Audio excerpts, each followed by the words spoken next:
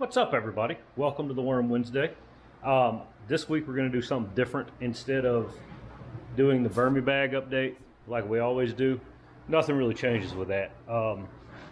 So what we're going to do this week is I'm going to show you guys the easiest worm beds to make, in my opinion. They're super simple. We're going to go through making one, and I will show you how I set them up to keep bait worms, specifically bait worms. I do this for the European Nightcrawlers I raise for bait. This may not be the best for you, but it works great for me. So let me flip the camera around and we will get started. So raising bait worms is a little bit different than raising composting worms. With bait worms, they need a more surface area so they can stretch out and get bigger, and you generally want to feed them a higher protein food because it makes them grow faster. There's all kinds of different products out there. There's actually worm chow if you want to do it. I've used ground up oats, ground up cornmeal, ground up chicken feed, whatever you want to use. I'm not going to tell you what to use because there's a lot of risk involved with overfeeding your worms this type of way, and you can kill them with protein poisoning. Keep in mind that when I feed bait worms, I'm feeding 1 tablespoon roughly of feed every other day to a pound of worms. So I am barely feeding anything at all, and I don't have protein poisoning issues, and I don't have worms die off. So now that I've covered that warning and a little bit of safety, let's flip around. I'm going to show you these easy bins. All right, so on the table in front of me, I've got 3 of the easiest bins that you can use for keeping bait worms, and they all 3 operate the same way. Over here, we've got a Lowe's mortar tray. Here, we've got a simple bus tray, like you would use in a restaurant. And here, we have a 10-gallon tote with a lid. A lot of people like using lids on systems. I do if there's a chance I'm going to move them in the house just to keep my wife more comfortable with it. But as you see, they're all 3 basically the same thing, just a tub. So what I do when I'm raising my bait worms is I will put a couple of inches of peat moss in here, sifted peat moss, and some cardboard just to give them something else to munch on. And then I will top feed as I discussed earlier. It is super simple. And if you don't know, or if you doubt me that this is how I raise my worms, let's walk right over here. Here you'll see I've got a set of European Nightcrawlers going in there. The lighting is horrible, I'm sorry guys, but you see that yellow stuff? That is feed that I've put in there this morning. Up here, I've also got some of those same 10-gallon totes, just in a different color. And there's the lids on them. So when I make my bait containers for my bait worms, when I do these with the lid, I cut a big rectangle out right through here just to allow for maximum airflow. I've never had a worm get out of this system. So it works great for me. These work really well. However, if your worms want to travel, they have the ability to. One way to stop that is by putting a light shining down on top of it. And usually after 72 hours, they don't even try, as long as everything is right in the bin. And if you want to see these in use, you can look right over here and you will see that I have them set up here too. Y'all excuse the mess in the garage. If you've been watching my channel for a while, you will know that this is actually an improvement and it's getting better. So what I'm going to do is I'm going to go through and I'm going to make that a bait box, and I will show you how I do everything, offer some tips, and we will go from there. So I am here with this tote. The first thing I'm going to do is roughly mark out a rectangle. If you guys know me, you know that I don't do anything exact. That's why I don't build things. I'm more of a rough estimate kind of guy and just make it work. So I've got my rectangle laid out there, as you can see. Now I'm going to take a box cutter. Safety first, make sure it's locked, unlock it. Pop a hole in there. Slide down And do the same thing on the other side.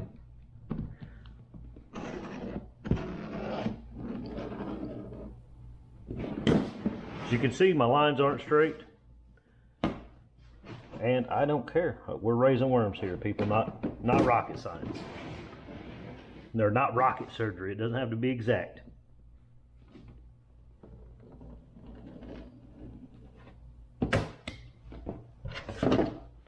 So there we go. We got us a worm bin. What do you think? Pretty easy. If you wanted to, you could go as so far as to put some window screening over this, hot glue it in from the bottom to add another layer, maybe protection against flies and everything. But I have one that I did that way. The very first bin I made this way, I kept it in the house and I did that, and I really didn't notice it helping anything. So I'm going to take a break here, and then I will show you exactly how I set it up to run bait worms. I am back, and I have my sifted peat moss right here. So in these 10-gallon totes, I always use 2 gallons of sifted peat. And I take it and I put it in there.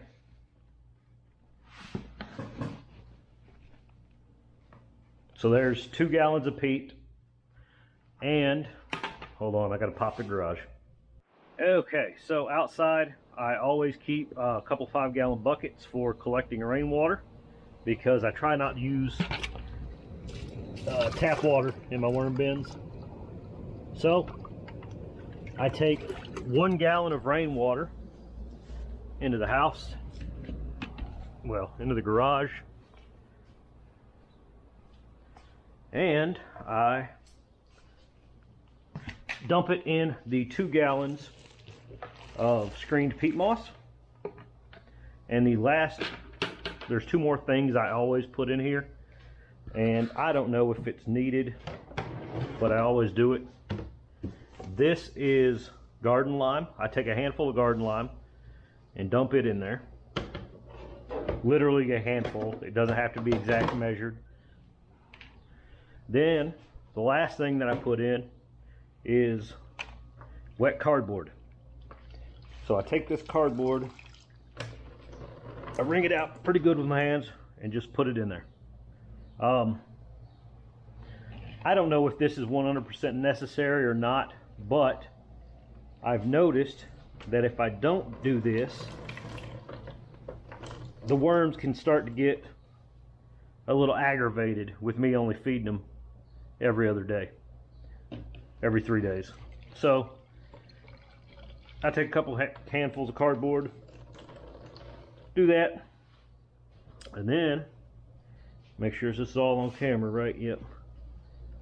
I just take it and I mix it together. So I am mixing 2 gallons of peat with 1 gallon of water, 1 handful of garden lime, and I'm just mixing it together.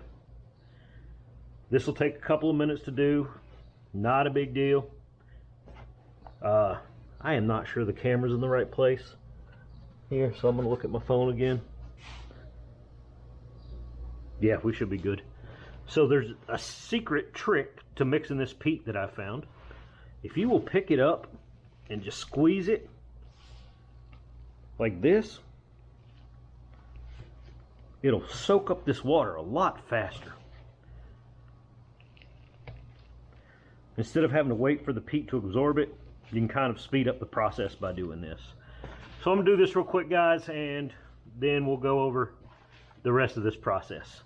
Okay, so I've got this all mixed up. I did end up having to add a couple of handfuls of peat. I think 2 handfuls, because it was a little bit soupy. It's still a little bit soupy. I'm gonna add in another handful. I don't mind my bait worms being a little bit wetter. I mean, it just doesn't bother me. It'll dry off. It'll dry out. When I check these bins every other day and see if they need food or whatever, I always check the moisture. If it needs water, I'll add it. If it doesn't, you know, I'll let it go. As you saw, I keep them covered with cardboard and that kind of helps keep some moisture in. So that's it, guys. That is how I set up my bait worm bins. And then I feed them. I'm not going to tell you how to feed them. You're going to have to figure that out on your own. I will tell you, if you use any sort of worm chow or powdered food, do not overfeed your worms, guys. You will kill them. They will get protein poisoning, and there's nothing you can do about it. Do not overfeed these worms when you're using powder. It's very easy to do. I get a couple of calls a week, 2 or 3 a week, about worms getting the protein poisoning from overfeeding them with worm chow and that kind of stuff. Be careful. I suggest feeding them no more than they will eat in 24 to 48 hour period. And guys, it's like a tablespoon, depending on how much worms you have in here. A pound of worms in this system will eat a tablespoon of your powdered foods in about 24 to 48 hours. That is the only tip I can give you on that, guys. So hold on, I'm going to flip this camera around and talk about the trivia question from last week. Okay, hopefully you can see me. I'm still using that DJI Osmo Action on my action hat. I hope that you guys are liking the new format for my videos. I'm trying to do different stuff to keep the channel entertaining. To answer the trivia question from last week, the weirdest things that people search for in my channel and were led to my channel was big boobs and boobs out. I do not understand how that led people to a worm channel, but I appreciate the views either way. Please make sure you like, share, and subscribe. Let me know if you have any questions down in the comments below. And if you got any other suggestions or ideas for the channel, please let me know and I will do what I can to get it going for you. Thanks, y'all.